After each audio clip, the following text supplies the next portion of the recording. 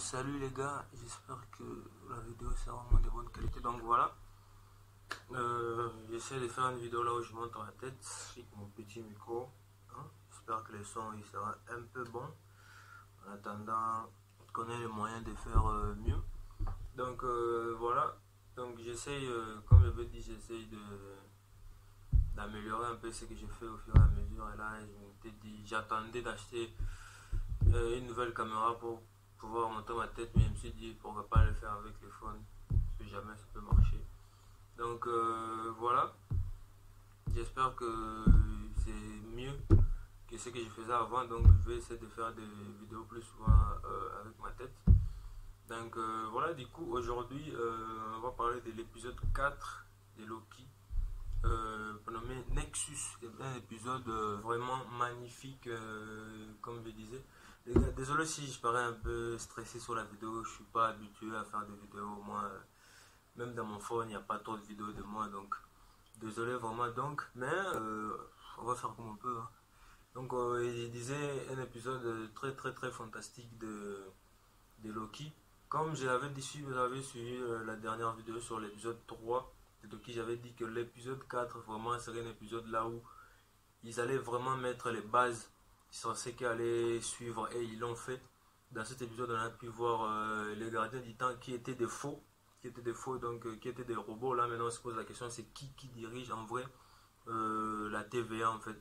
Donc on a su que les gardiens du temps étaient des faux, et Ravonna, on a l'impression qu'elle est au courant de ce qui se passe réellement, mais elle aussi, je sais pas trop, parce que j'ai l'impression que, je sais pas, c'est bizarre en fait. J'ai l'impression qu'elle est au courant et elle est pas trop au courant. Parce que à l'épisode, au début de l'épisode, on a compris que Ravonna était d'abord un agent de la TV avant de devenir, comment je peux dire, la juge en fait. Avant de devenir la juge, elle était un agent, je sais pas comment on dit, un agent, je sais pas. Mais elle était vraiment un agent normal comme tous les autres. Et c'est même elle qui a, elle est parmi celles qui avaient capturé la petite Sylvie quand elle était toute petite pour la ramener à la TVA. Ça aussi, j'ai pas bien compris parce que à la fin de l'épisode, on a bien vu que les autres variants Loki, ils ont été tous désintégrés, je peux dire. Et c'est pour cela ils sont dans, je sais pas comment on peut appeler ça, dans notre monde ou bien un espace-temps différent. Je sais pas là où ils sont. Mais tu comprends que les autres Loki là, que ce soit Kid Loki, le Loki là, le crocodile là, tu comprends qu'ils ont été désintégrés. Mais je comprends pas pourquoi ils ont voulu garder Sylvie, garder la petite Sylvie, je sais pas. J'ai l'impression qu'ils voulaient la garder là-bas dans le TVA.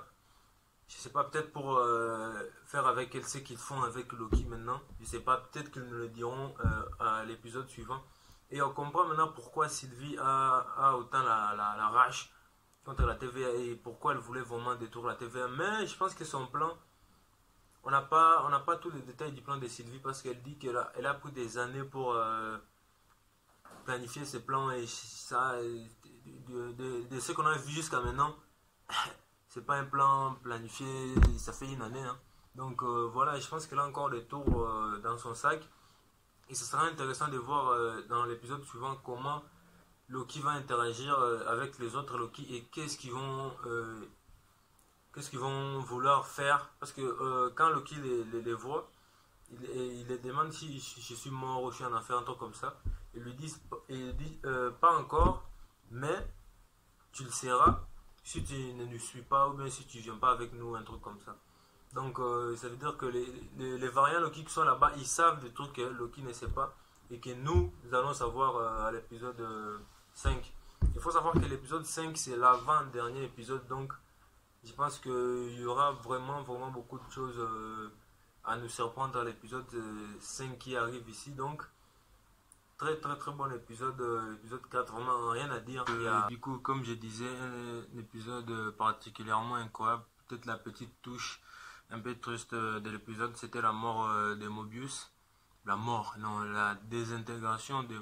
Désintégration, je pense, ouais, je pense que c'est ça. Désintégration, c'est ça. Désintégration de Mobius.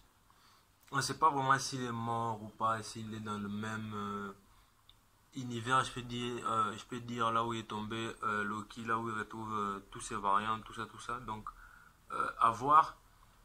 Du coup, qu'est-ce qu'on pourrait voir dans l'épisode 5? Dans l'épisode 5, je pense qu'on pourrait déjà voir plusieurs variantes de Loki, que c'est qu'on a vu là dans la scène post-crédit, post-générique, si tu veux. Donc, je pense qu'on pourra voir plusieurs variantes Loki et les King Loki aussi, même président Loki. On pourrait les voir dans cet épisode, qui arrive. Et quoi encore? Et je pense qu'à à la fin de l'épisode qui arrive, à la fin ou bien au milieu, je sais pas, mais on va en parler. Et je pense que on utiliserait un peu par rapport au boss, je peux dire au boss de la TVA.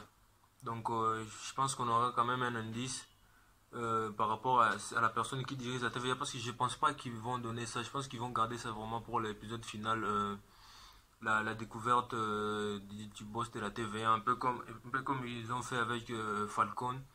Là, on a découvert que Sharon Carter, c'est comment encore les mecs, j'ai oublié. Mais quand on a découvert que c'était Sharon Carter, merde, la big boss du truc, donc la méchante quoi. Donc je pense vraiment qu'ils nous feront la même chose avec Loki. Quoi qu'avec WandaVision, je pense que c'était à l'épisode 7 qu'on a su. 7. Il y avait combien d'épisodes? Il y avait 9 épisodes de Wanda, donc je pense que c'était à l'épisode 8 qu'on avait su. Je pense même que c'était à la fin de l'épisode 8 qu'on a su que c'était Agatha Harkness, la, la méchante quoi. Donc voilà, je pense vraiment que par rapport à Loki, on saura vraiment qui dirige la TVA réellement à la fin de la série, donc à l'épisode 6. Donc il y a des théories qui disent que ça pourrait être Kang le Conquérant. Parce que dans les comics Kang, je pense qu'il a un lien avec la Ravonna, là, la meuf là qui était la juge là.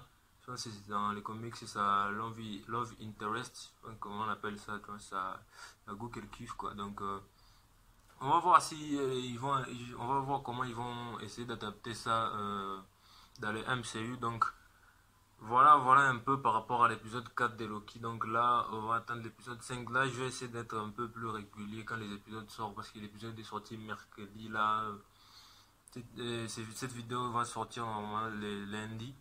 Donc voilà. Et après cette vidéo, je vais essayer de sortir une vidéo par rapport à Tokyo Revengers.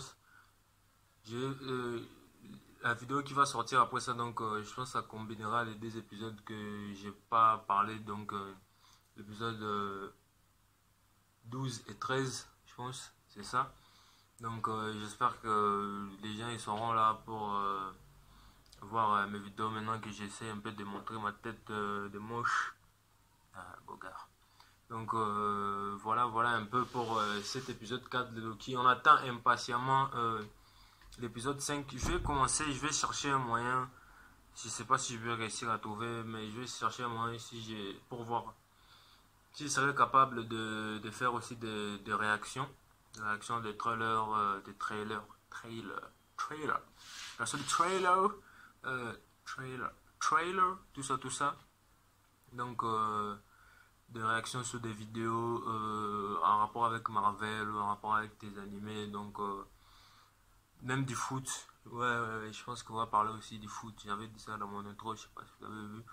On parlera un peu de foot aussi, surtout du Barça. Donc voilà, je vais essayer de montrer un peu plus ma tête, mon gros nez des Congolais. Désolé pour l'accent, excusez-moi. Donc voilà, à plus, hein?